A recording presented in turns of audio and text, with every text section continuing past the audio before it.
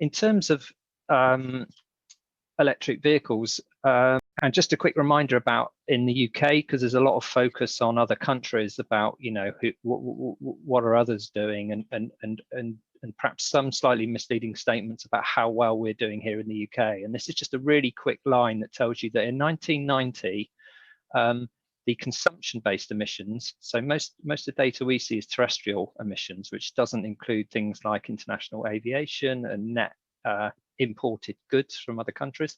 But our consumption-based emissions in 1990, 656 megatons, and 25 years later, 2015, 656 megatons, exactly the same, about 10 tons per person. So, so we have seen some improvements in other areas. We've seen other areas getting worse. Things like our aviation emissions have doubled over that time. So we in the UK are still double the global average per person. We obviously have more money at our disposal to do something about it than most other nations. So we still have quite an enormous responsibility to change our behaviour. Okay, so the sort of things I'd like to talk a bit about today are the environmental impacts of electric vehicles, some of the barriers and how those are progressing to people getting into electric vehicles, a bit about the range and the charging aspects, and then lastly, something that I've been quite involved with in the last couple of years is, can the electricity system cope? So just to talk a bit more about that. So firstly, just to give a bit of context, energy, so this is UK greenhouse gas emissions in 2018, and for many years, energy supply has been the biggest contributor to greenhouse gas emissions, because that has been decarbonising quite rapidly as we've switched away from coal and we've built loads of particularly wind turbines, but some solar. Energy supply is now less than transport. So so transport now is 28% of terrestrial emissions, and of that, about 70% is cars and light duty vehicles.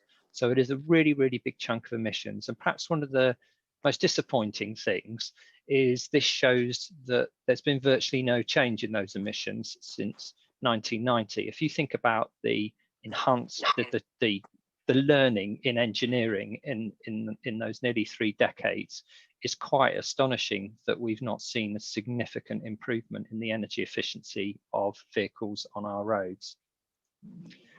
And this is one of the reasons why, and there is quite a substantial trend towards bigger and bigger vehicles, and I certainly witnessed it in the road where I live, where I imagine around half of the vehicles that I can see are what I would have called a 4x4, but SUV, I think, is the name nowadays. What this shows on the left-hand side is since 2010, these are the biggest reasons for increases in global greenhouse gas emissions. So the power sector is the biggest, and that's where particularly developing countries have been building more power plants, gas plants, coal, but obviously from a very low base where many people don't have electricity at all. So you know, not to be compared perhaps with the way in which we use energy necessarily. But the second reason, amazingly, is simply because we're buying bigger and bigger vehicles. So you can see 540 million tons of CO2 additions just simply because people are buying bigger vehicles. And on the right hand side, you can see the market share for SUVs just climbing in just about every single market across the world. I mean, and in the United States, I mean, we're pretty rubbish in this country, but in the United States, it's really unbelievable. Up here, you've got probably not only 1/3 of new registrations are classified as a regular car. The other 2/3 are either SUVs, this massive yellow thing, and now truck SUVs, and this bottom section is pickups. These are enormous vehicles. And on the right-hand side, this shows you the miles per gallon that they're seeing for these different sectors, 19 miles per gallon, 20, 25, and the cars, they're getting about 30 miles per gallon. So anyway, it's a really important trend to be aware of. Someone like Volkswagen, who've claimed that they're really going all out to be environmentally friendly due to some historical problems that they've had with their image and reputation. That they are pushing, so they're around 20 to 30% SUV, and they've said that they're trying to get to 40 to 50%. So this is really, really important, and we need to make it very clear that that's not what we want, and we need to buy vehicles that suit our need, and not just buy bigger and bigger vehicles. So this report was a fact check done earlier this year by Carbon Brief on the greenhouse gas emissions, comparing I guess regular petrol diesel versus electric vehicles. And what we have on the screen here is a 40 kilowatt hour Nissan Leaf, which is probably got the range of 140 miles, something like that. It's probably a fairly mid-level EV at the moment, although many EVs have now got a longer range than this. And what this bar shows you is the CO2 emissions in grams per kilometre. So this bar on the left here for an average European car is probably showing it around about 270 grams. What you've got is the dark blue section is the manufacturing contribution, and the rest is the fuel to power it. The orange bit is the fuel, is the emissions associated with getting the fuel to the car, and then the grey bit at the top are the emissions of burning it when you actually drive a fossil fuel vehicle. So that's a typical average UK car. This is European car. This is I guess it's a more environmentally friendly. It's a Prius, Toyota Prius car, and then down here is the equivalent for a Nissan Leaf electric vehicle. Slightly different. So the dark blue again is the manufacturing part. However, you then have this blue section at the top, which is the manufacturing of the battery. So you can see overall the manufacturing is higher for an electric vehicle. And then the orange section is for the electricity to power the car. So what that means is that, so their assumptions were that the vehicles do around about 150,000 kilometers in their life, or just over 90,000 miles.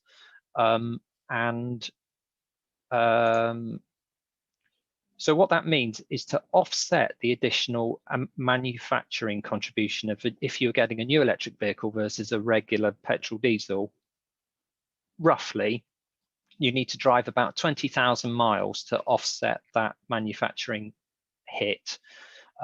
From that point on, the running emissions are dramatically lower for electric cars, and it depends which country you're in, but it could be 5-10 times lower the emissions for the rest of its life. So 20,000 miles you get to break even, and then 80,000+ miles you then see a dramatic improvement. And this is other countries. So the UK is actually slightly lower than the EU average. And the reason each country varies is because it depends on the CO2 intensity of your electricity grid. So Norway is 100% renewable already. So theirs is by far the smallest bar, and that's where we should all be aspiring to get to. And hopefully the UK will be quite close in 10 to 15 years of that position. So the orange bit there has disappeared, which is the actual powering it, because it is purely renewable. But a couple of things to mention. So firstly, because every single electric grid in the UK is in the world is decarbonising now for all sorts of different reasons, including climate and air pollution. Every year you drive the electric car, these emissions fall, because obviously the renewable content of what you're driving increases. The second thing to mention is for new vehicles, the battery contribution is 2/3 of that is electricity in the footprint of building a battery, is the emissions. So again, as electricity grids around the world decarbonize, then you could see a situation where the battery CO2 content could drop by up to 2/3 in a manufacturing area where it's purely renewable energy. So these are going to keep falling, and certainly going to offer some good improvements. The last thing to quickly mention is that none of these calculations consider the fact that maybe you could also use your car battery to help support the electricity grid. If you do, then you're reducing the need for other batteries to be built, grid scale batteries, and you can again then reduce this even further, because you're using that battery to make even greater use of renewable energy and help support the system overall. Mike Berners-Lee, or Professor Mike Berners-Lee, as many of you may know, has written lots of books. He's an academic at Lancaster University. He's written things like How Bad Are Bananas, which is just been updated, amongst others. This was a really interesting thing he had in his last book that came out last year, which was he estimated that if you drive a typical diesel vehicle in an urban congested area, so in the rush hour, for every mile that you drive, you will take away 12 minutes of human life. So this is an interesting fact packet calculation he's done based on the air quality or emissions from all these vehicles versus the number of deaths, and then he's done this sum. So if you compare that to petrol, it's 3.5 minutes per mile driven, and it's 0.5 for an electric vehicle. So there's about a 25 times difference between an electric vehicle and a diesel vehicle in terms of the minutes of death that will be created. So it's quite an interesting way of looking at it. Also, he only assumed a 1-ton vehicle, but some of the larger SUVs are well over 2 tons. So that could be actually 25 minutes of human life lost from driving a great big diesel power SUV in an urban congested area. So anyway, just an interesting fact there. A quick question, or sorry, a quick couple of slides about the raw materials, and this is obviously a very important area again, and this is why everything like this has a footprint that has to be considered in terms of the recycling. So 80% of electric vehicle batteries at the end of life are expected to still be perfectly good enough to then be transferred and used as in grid storage applications, and that's already happening with some of the original electric vehicle batteries from 10 so years ago, are starting to be taken out and used in that way, which is good. And then the ones, once they become entirely exhausted, then it's thought that about 75% of the batteries will be recycled.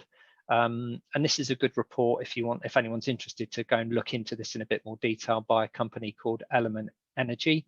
Go and have a look at their report, and it just gives you quite a lot more detail about that. The other thing is that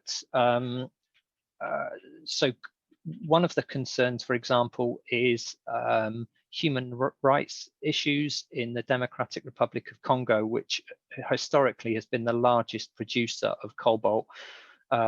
So that this has involved things like children and other non-mining adults during the night when the mines are closed, finding an alternative way of digging in, obviously at great danger to themselves.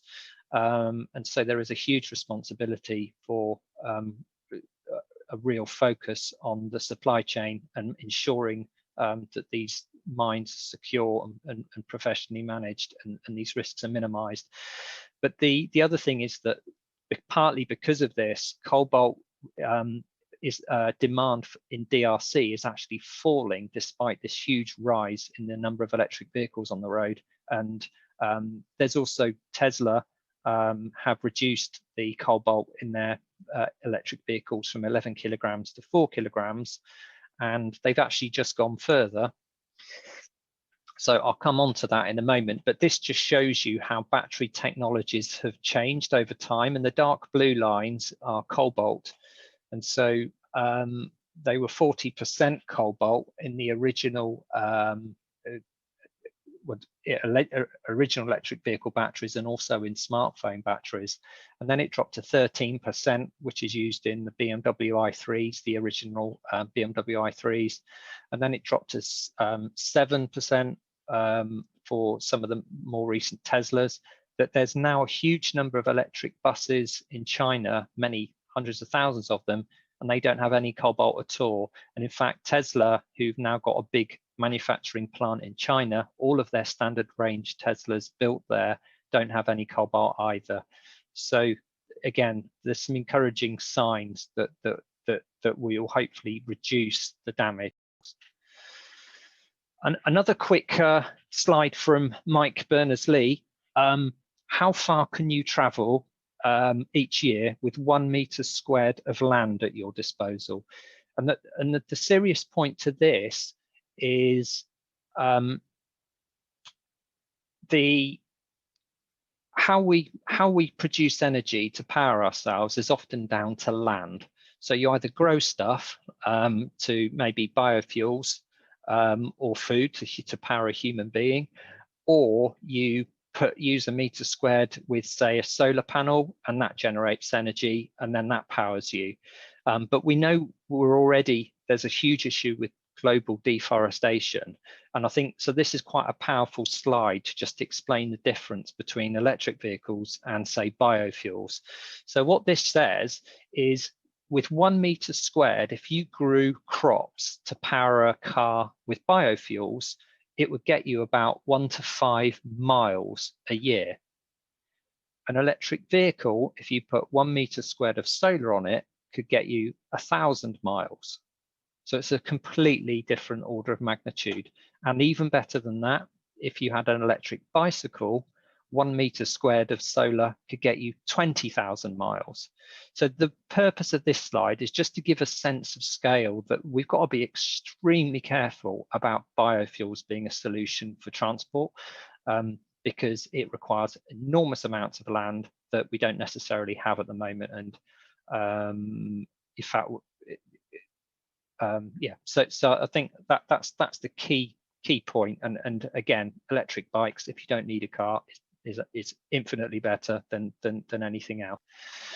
And then in terms of charging an electric car, most electric cars have 2 connections, not always on the front, but quite often they are. You get a smaller connection for charging at home, and that will charge at a rate of about 25 miles an hour. Or you can get a rapid charger, which will be at least 50 kilowatts of power, which is 175 miles per hour. But in some cases, the Teslas, for example, will probably do 300-400 miles per hour at 100 to 150 kilowatts. So there is some variation in standards, but so some people question, for instance, is the power enough at home? I mean, for most people it is, because 25 miles in an hour. So most people, if you do 8,000 miles a year, I think is about 28 miles a day on average. So most people only need 1 or 2 hours a night to charge up, or they charge up, every other day or every 3 days for a few hours. But it's very comfortable to do that at home, and then use the public network as is necessary. And then that's where you need a faster speed, because you're not plugging it in overnight. You obviously just want it to charge as quickly as possible. So the UK rapid charger network, so the best app and website is ZapMap if you want to see where they are. So I've just filtered this on the really fast chargers, and you can see now there's quite a good coverage across the UK, and they're going in at a reasonable rate now, around about or over 100 a month, and that is going to start to accelerate. Most people do most of their charging at home at the moment, and that's for the 50% of people who are fortunate enough to have off-street parking and can actually plug directly into their house without crossing over a public pathway or something like that. But if you can park at home, then electric vehicles, if you can charge at home, then it's the cheapest and most convenient thing to do. If you can't charge at home because you don't have off-street parking, you need to think much more carefully about when to get involved and when to get your first EV, because you need to. So In terms of expensiveness, well, we're close to price parity, and for many people we're already there, and particularly if you live or have to work in a congestion zone, then again that's an additional cost that you may save if you go electric. In terms of parking, if you can do most of your charging at home with off-street parking, it's fine. You do need to think more carefully if you need public charging. Again, a good channel to recommend for EV knowledge is called Fully Charged on YouTube, which I'd recommend. And as I say, the range of vehicles is improving. I think sort of quite a few now you go between 150 miles, and the new Model 3 Tesla is close to 300 miles. So again, the ranges are improving and will continue to do so. And this is where in the UK now, partly because of the new tax the new tax incentives and things, and the penalties on emissions, we've now seen the percentage of new registrations being fully electric at over 5% so far in 2020, which is more than tripled from last year. So one thing I wanted to quickly mention is that we've got a long way to go. Around 8 or 9 million vehicles in the world are electric, but there are 1.4 billion cars. But one of the things we have to remember is there's more than over 30 million cars in the UK. So if every country in the world was like us, there wouldn't be 1.4 billion cars in the world, there'd be 4.5 billion cars. So we do need to soul search a bit here in the UK to look at how we can reduce the number of vehicles. And I hope that we don't need to replace 30 million cars, fossil fuel, with 30 million electric. Hopefully we can replace it with 10 or 15 million with much more use of, perhaps instead of second cars, a lot more car sharing or e-bikes or other options to try to reduce the sheer quantity of vehicles. And this graph on the right just shows the transition that national grids say we need to make between now and 2050 from diesel to electric to stay on track with our 2 degrees warming objectives. So there is going to be a huge shift taking place, and much of it's going to be happening this decade. The other thing just to quickly mention is that about a third of the electric vehicle capacity registered in the world last year was actually buses in China. Absolutely astonishing numbers. So this is just showing you a sense of scale. And at the moment, on your bill, you're only about a third of your bill was actually for the energy. Where an increasing proportion is the actual cost of balancing the grid and to pay for all the networking infrastructure for the grid. Now, again, if we put loads of electric vehicles on the system, there's different ways that could be handled. We could all pay a load more money in our bills for the grids to upgrade the size of all the cables in our roads to cope. Or if we cooperate and we use smart technology and we keep the peak down, then the existing infrastructure in many places will be absolutely fine, and we keep bills down for everybody. So it's really important for us to be aware of that. In a vehicle that, in a project that we were involved with, it showed that the blue lines, this is midnight to midnight, and it shows you, the blue line shows you demand from a typical house, and the orange is the demand from a typical electric car. So it's almost doubling demand, not quite. But what's also happening is, the worrying thing is, when people use the most electricity early evening, they're also using their EV the most, and that's because people are coming home, plugging in the electric vehicle, and then it charges. Not everyone does that. Some people are now moving on to smarter tariffs, either Economy 7 or some of the other really whizzy tariffs that reduce costs significantly overnight, and now they're coming home, they're waiting and then charging during the middle of the night. And if they did that, then the actual amount of power that we needed could be redistributed a bit like this, much more evenly, and then that prevents us from having to upgrade the roads. And this just shows you hundreds of charge cycles for cars. Each line is a charge cycle going down the page. The green bit is how long the car was actually charging, and the orange bit is how long it was just then sat idle after it finished charging. So you can see there's a huge amount of flexibility, because there's no need for that car necessarily to plug in at 6 when it's plugged in for another 10 hours. It could easily charge at 2 o'clock tonight when it's windy, and maybe 4 o'clock tomorrow if it's windy then, and 3 o'clock the day after. And it needs to move around like that. Also, we're starting to see projects. In fact, we're involved in 3 projects at CrowdCharge involving two-way charging, which is that you might park your car up when you get home from work, and then instead of just wait and charging till the middle of the night, it could actually discharge energy from the battery for 2 or 3 hours to help reduce the peak on the grid, and then recover that during the night. So this is still very experimental and new, and at the moment pretty much only Nissan Leafs can participate in these types of projects, but that will become, bi-directional charging will become possible for all cars, I imagine, in about 4 to 5 years. So perhaps my summary then, if you don't need a car, don't get one, or if you don't need a second car, don't get one. The e-bikes, for example, 15 times less energy, or car sharing, or walking, other things like this. If you do need a car, try to minimize use in local and congested trips. Choose highly efficient models with a high miles per kilowatt hour if they're EV, or at least if you have to buy a non-EV, make sure it's got a very high miles per gallon, and just use that common sense around, do you really need a massive vehicle, or actually, which virtually didn't exist 20 years ago, which so none of us, or many of us, were never brought up with vehicles of that size. So can we use a smaller vehicle that's perfectly all right for our needs, that's going to be cheaper, it's going to be cheaper to run, it's going to have a much lower environmental impact? Try to avoid diesel for new vehicles if you possibly can, because they are certainly the worst. And be open to, in time, allowing smart companies like mine at CrowdCharge to access your battery to help balance the grid.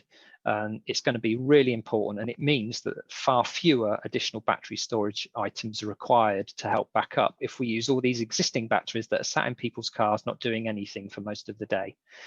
Okay, I think that's it. So just to quickly let you know that my copies of talks or upcoming talks you can see at a site everybighelps.org/talks. So you'll be able to get things like the slides and some previous recordings. You're very welcome to email me at ant_simpson@yahoo.co.uk if you've got any queries.